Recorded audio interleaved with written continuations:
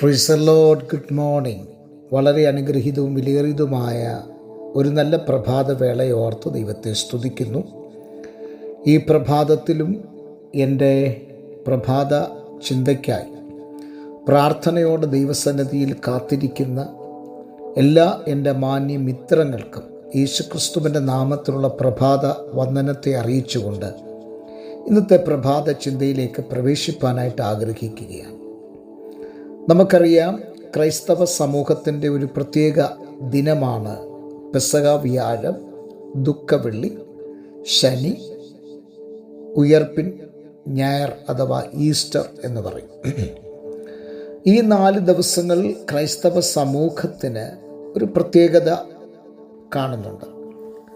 നമുക്കറിയാം, നാമധേയ ക്രൈസ്തവ സമൂഹങ്ങൾ അവർ നോമ്പാചാരണം എന്ന് പറയുന്ന അതല്ലെങ്കിൽ ശാഖപദാർത്ഥങ്ങൾ മാത്രം, മത്സ്യം, മാംസം ഇത്യാദി ഭക്ഷണങ്ങൾ വെടിഞ്ഞിട്ട് ശാഖപദാർത്ഥങ്ങൾ മാത്രം ഭക്ഷിക്കുന്ന ഒരു കാലയളവാണ്.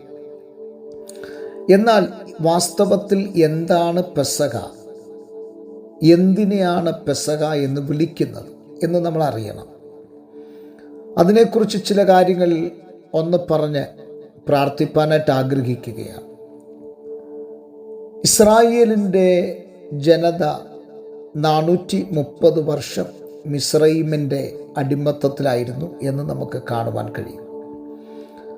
അങ്ങനെ മിസ്രൈമിൻ്റെ അടിമത്തത്തിൽ കിടന്ന ജനതയെ തൻ്റെ അഭിഷക്തനായ മോശ മുഖാന്തരം ദൈവം മിസ്രൈമിൽ നിന്നവരെ കൊണ്ടുവരുന്നൊരു കാഴ്ചയാണ് നമ്മൾ പിന്നീട് കാണുന്നത്. പുറപ്പാട് പുസ്തകം നാം വായിച്ച് പഠിച്ചാൽ അറിയുവാൻ കഴിയും. അങ്ങനെ ഇസ്രായേൽ ജനത മിസ്രൈമിൽ നിന്ന് പുറപ്പെടുമ്പോൾ അവരാചരിച്ച ആദ്യത്തെ ഒരു പെരുന്നാളാണ് പെസഹ എന്ന് പറയുന്നത്. എന്നാൽ ആ കാലഘട്ടത്തിൽ അതൊരു പെരുന്നാളായിരുന്നില്ല. എന്നാൽ പുറപ്പാട് പുസ്തകം കഴിഞ്ഞു ലേവ്യ, സംഖ്യ, ആവർത്തനം ഇത്യാദി പുസ്തകങ്ങളിലേക്ക് വരുമ്പോൾ ഇസ്രായേൽ ജനത മിസ്രൈമിൽ നിന്ന് പുറപ്പെട്ട് അവരവർക്ക് ദൈവം വാഗ്ദത്തം കൊടുത്ത വാഗ്ദത്ത നാടായ കനാനിലേക്ക് പ്രവേശിക്കുന്നതിന് മുൻപ് തന്നെ സീനായുടെ അടിവാരത്തിൽ വെച്ച് കർത്താവ് അവർക്ക് കൽപ്പനകൾ കൊടുക്കുന്നുണ്ട്. കൽപ്പനകളിൽ കൂടെ കർത്താവ് ഉപന്യായ പ്രമാണങ്ങൾ കൊടുക്കുന്നുണ്ട്.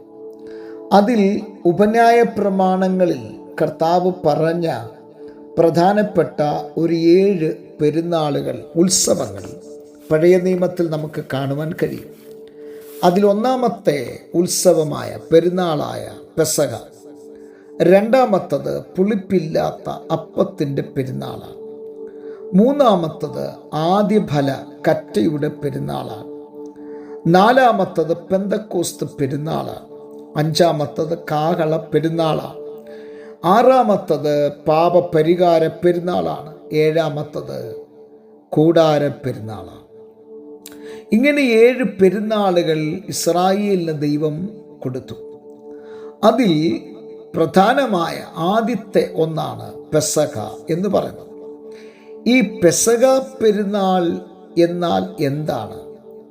നമുക്കറിയാം, പുറപ്പാട് പുസ്തകം 12-ാം അധ്യായത്തിലേക്ക് നാം വരുമ്പോൾ അവിടെ ആബീബ് മാസം അവർ ഈ പെരുന്നാൾ കൊണ്ടാടുകയാണ്. ആബീബ് മാസം 14-ാം തീയതിയാണ് ഇസ്രായേലിൻ്റെ ജനത മിസ്രൈമിൽ നിന്ന് പുറപ്പെടുന്നത്.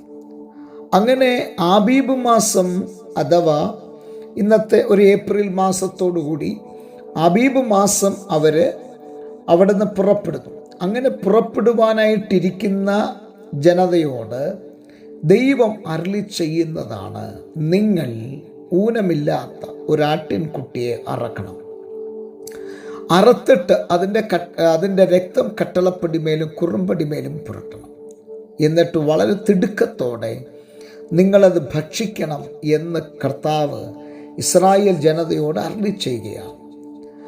ദൈവം പറഞ്ഞതുപോലെ തന്നെ അവർ ഊനമില്ലാത്ത ആട്ടിൻകുട്ടി അറക്കുന്നു, അതിൻ്റെ രക്തം കട്ടളപ്പടിമേലും കുറുമ്പടിമേലും പുരട്ടുന്നു. എന്നിട്ട് അവർ ആ ഭക്ഷണം തിടുക്കത്തോടെ ഭക്ഷിക്കുന്നു. അവരവിടുന്ന് യാത്രയാകുന്നു. എന്നെ ചിന്തിപ്പിച്ച ഒരു പദം ഈ പെസഹ എന്ന് പറയുന്നത് അതിൻ്റെ അർത്ഥം പാസ് ഓവർ, കടന്നുപോക്കൽ എന്നാണ്. നമുക്കറിയാം, ഫറവോന്റെ കൊട്ടാരത്തിൽ ആ രാത്രി ഒരു വലിയ കടിഞ്ഞൂൽ സംഹാരം നടക്കുന്നു. ഇസ്രായേലിൻ്റെ കൂടാരത്തിൽ കട്ടളപ്പടിമേലും കുറമ്പടിമേലും രക്തം അടയാളമായി കണ്ടതുകൊണ്ട് ആ സംഹാരകൻ ആ ഒരൊറ്റ കൂടാരത്തിലും കടക്കുവാൻ കഴിഞ്ഞില്ല എന്നുള്ളതാണ്.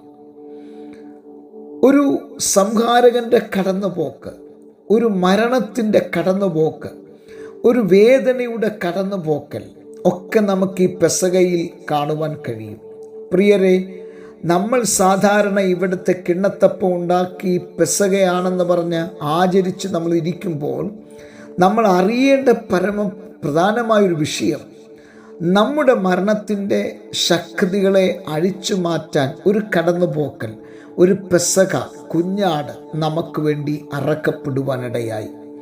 ആ കുഞ്ഞാട് ഇന്നേക്ക് 2024 വർഷങ്ങൾക്ക് മുൻപ് കാൽവറിയുടെ കുലക്കളത്തിൽ നമുക്ക് വേണ്ടി പരമയാഗമായി തീർന്നു. നമുക്ക് വേണ്ടി പരമയാഗമായി തീർന്ന ആ കുഞ്ഞാട്, ആ പരമയാഗത്തിൽ കൂടെ നമുക്ക് ലഭിക്കപ്പെട്ടൊരു യാത്ര, ഒരു വീണ്ടെടുപ്പ്, ഒരു ഉദ്ധാരണം, അവിടെയാണ് യഥാർത്ഥത്തിൽ പെസഹ കൊണ്ടാടുന്നത്.